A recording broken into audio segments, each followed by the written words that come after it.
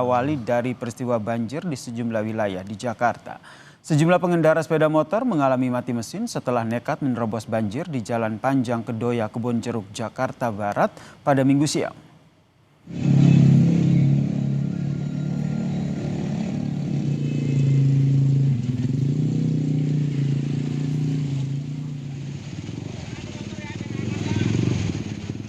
Satu persatu, motor yang nekat menerobos banjir di Jalan Panjang Kebonjeruk, Jakarta Barat mengalami mati mesin.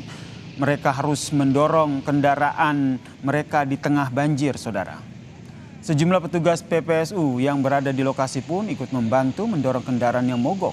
Akibat banjir ini, arus lalu lintas mengalami kesemrawutan, baik dari arah Kedoya maupun arah Cengkareng, Jakarta Barat.